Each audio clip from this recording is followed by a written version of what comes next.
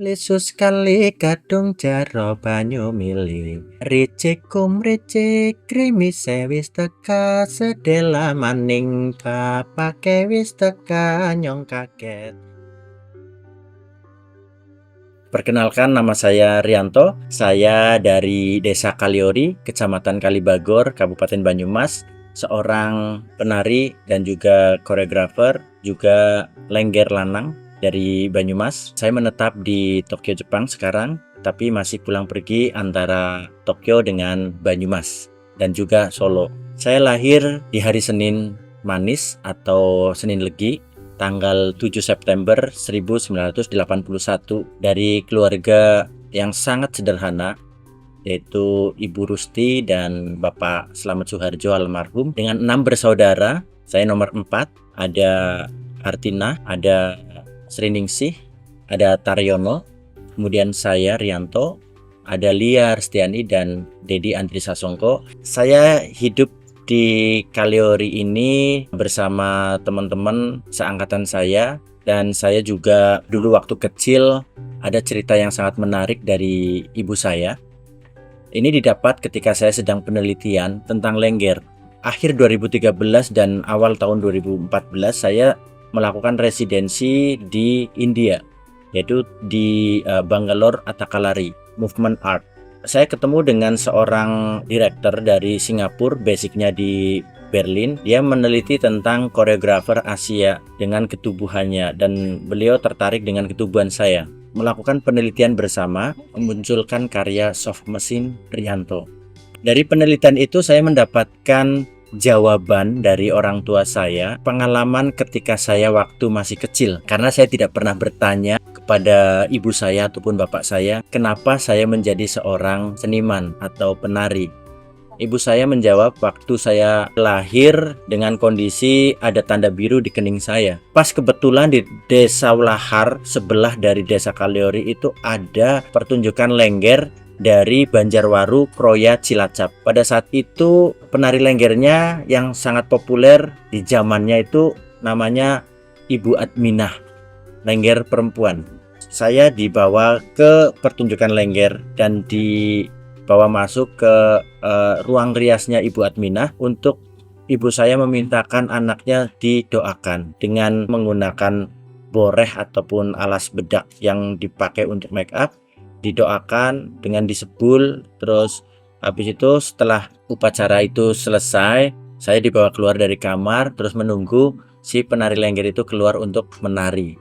Di Banyumas ini lengger difungsikan sebagai upacara ritual kesuburan, baik itu untuk pernikahan, tanam padi, panen padi, kemudian bersih desa, yang hubungan erat dengan sosial masyarakat serta culture untuk kehidupan bersama spiritualnya.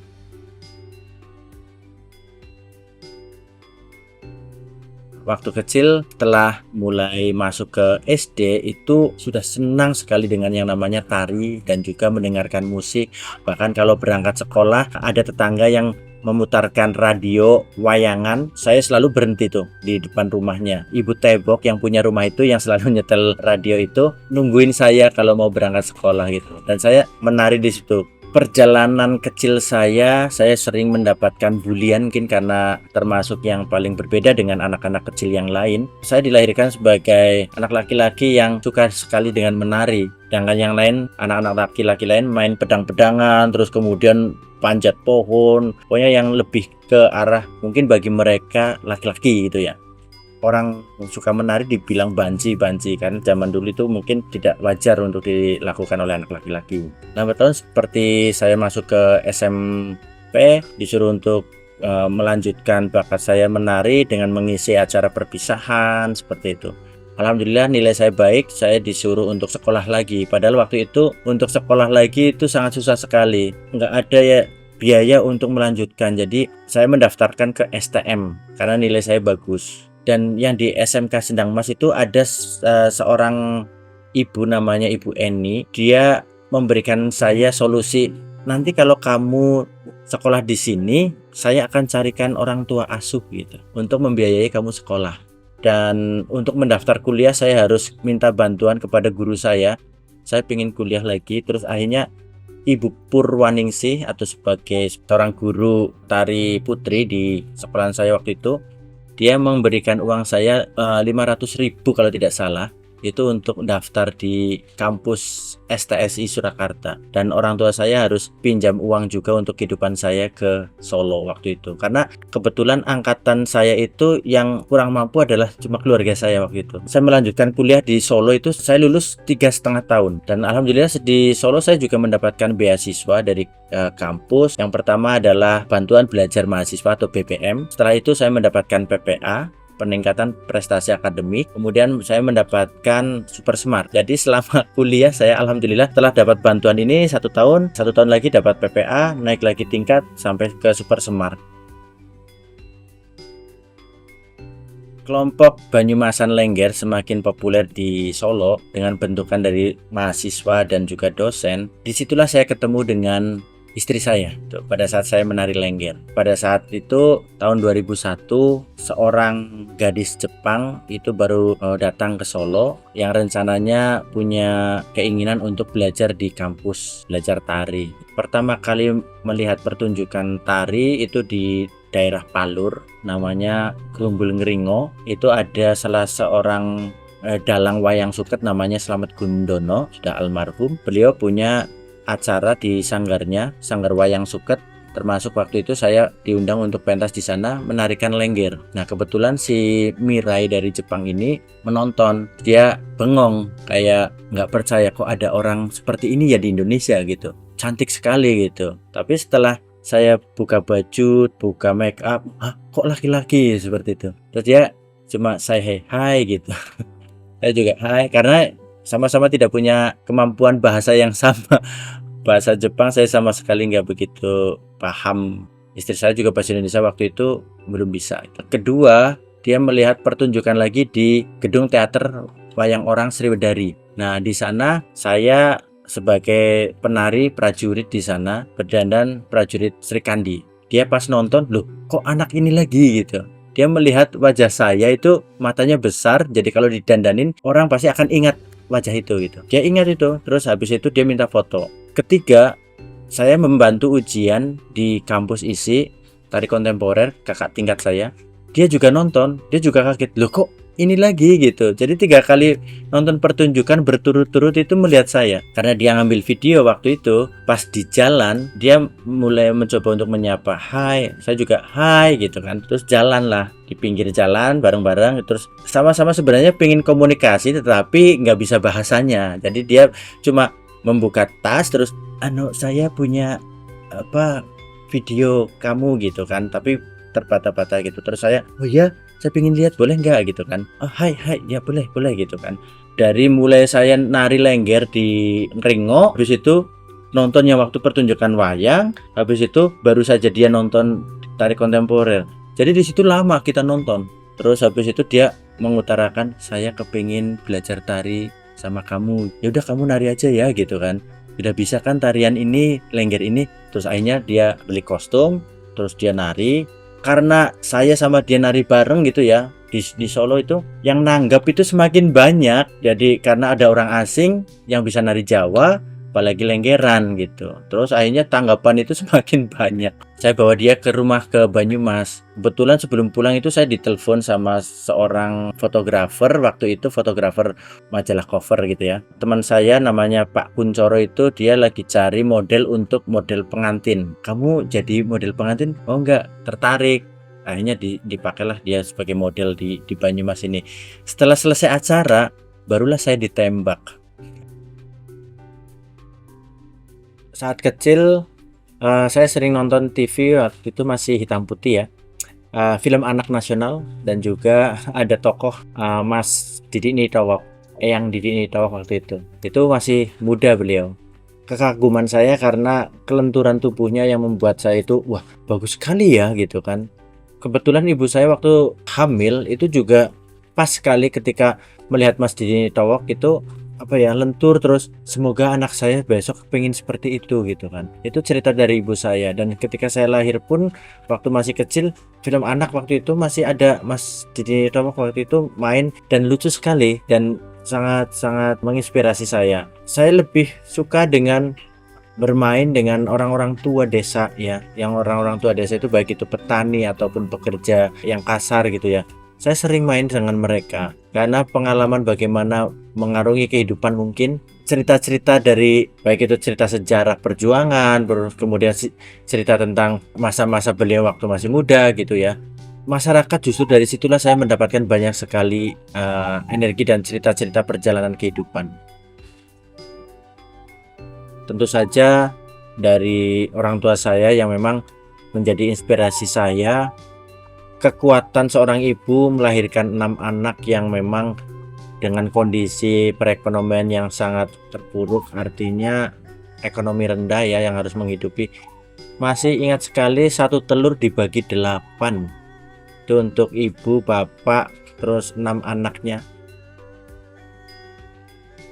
Karena Mirai waktu itu dia adalah guru tari, jazz dance, modern dance gitu ya, di beberapa studio di Jepang. Beliau itu mencoba untuk membuka workshop tari Jawa dengan gurunya saya. Kita mencoba mulai dari situ membuka kelas-kelas gitu. Jadi saya menawarkan di beberapa studio Jepang di Tokyo itu, di Sportscraft. Jadi Sportscraft itu salah satu tempat studio yang isinya itu ada olahraga, senam, kemudian tari gitu ya. Dan kebetulan Mirai pernah mengajar di situ. Dia menawarkan, saya ingin memberikan workshop tari Jawa untuk student-studentnya gitu. Akhirnya dari beberapa tempat itu saya keliling di Jepang itu membuka workshop tari Jawa dan juga tari Lengger. Tahun 2005 saya datang lagi ke sana untuk memberikan workshop lagi. Karena saya sudah menikah waktu itu, jadi saya, wah kalau gitu kita bikin sanggar saja untuk di Jepang, memperkenalkan tari Jawa dan juga Lengger. Melihat dari buah Dewon Daru, tanaman Dewon Daru juga itu juga sebagai pengobat, dan Dewon Daru itu sebagai kayak wahyu yang turun. Akhirnya ketemulah itu Dewon Daru Dance Company itu. Orang-orang Jepang itu orang-orang yang memang mobilitas kehidupannya sangat tinggi ya. Jadi ketika saya memperkenalkan tari Jawa adalah sebagai media mereka untuk penenangan diri, memberikan ruang-ruang meditasi di dalam tubuhnya gitu. Keseriusan mereka untuk belajar sama halnya mereka seperti melakukan sebuah pekerjaan sehari-hari yang mereka lakukan. Tetapi perbedaannya adalah ketika mereka menari ada suatu ruang kedamaian, seperti kayak meditasi di situ, terus kesenangan. Filosofi-filosofi seperti ini saya sampaikan tidak cuma hanya sekedar gerak, tetapi mereka sangat tertarik dengan sebuah pengetahuan itu. Jadi Lengger itu adalah laki-laki.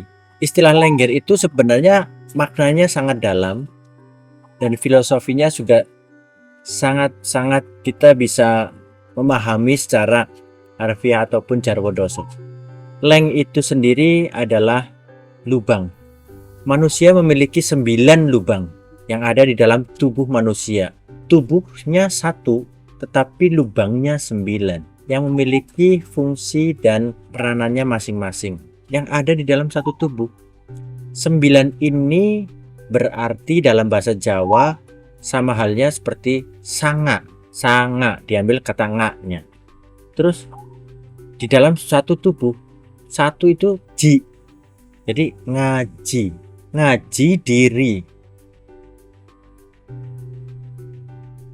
Rianto Dance Studio saya dirikan tahun 2016 untuk mewadahi kegiatan-kegiatan Rianto Dance dan penari-penarinya itu untuk meruang dan memberikan ruang-ruang kolaborasi gitu ya. Rianto Dance Studio ini sebenarnya sudah lama ya, tetapi sifatnya lebih terbuka, jadi tidak mengikat. Jadi siapapun itu bisa hadir ataupun bisa keluar gitu loh. Rianto Dance Studio ini saya bangun karena basicnya dari tradisi, kemudian kita ada inovasi garapan-garapan baru.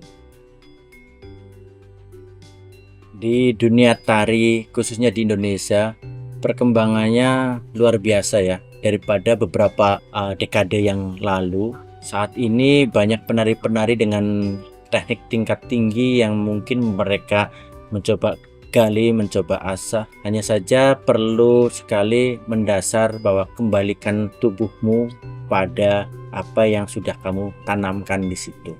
Melihat generasi muda saat ini mempelajari tarian Nusantara dari Sabang sampai Merauke, dari berbagai lintas disiplin seni yang sangat kaya sekali.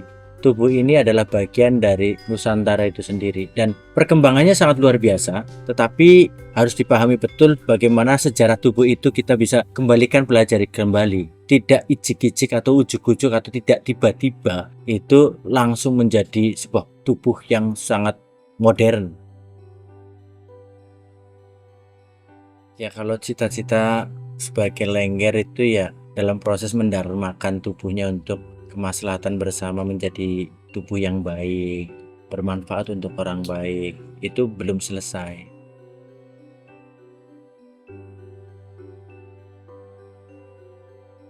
Dikenal sebagai seorang Rianto saja. Ya, artinya kalau dikenal juga beban juga ya. Tapi beban itu harus kita pikul bersama. Artinya bisa dari berbagai bagian yang kita bisa ngangkat bareng-bareng gitu. Bagian itu bagian jagat kecil, jagat gede, atau jagat kecil, jagat besar gitu.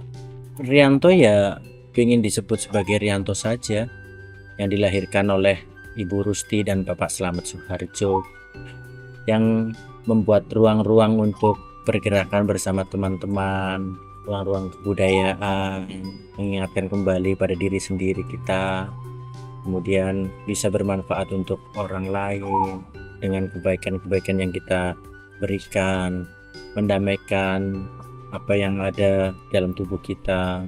Kemudian Rianto yang saat ini mencoba mencari tahu siapa sih seniman yang dari Banyumas yang menggeluti dunia lengger yang bisa memperkenalkan ke seluruh benua penjuru internasional.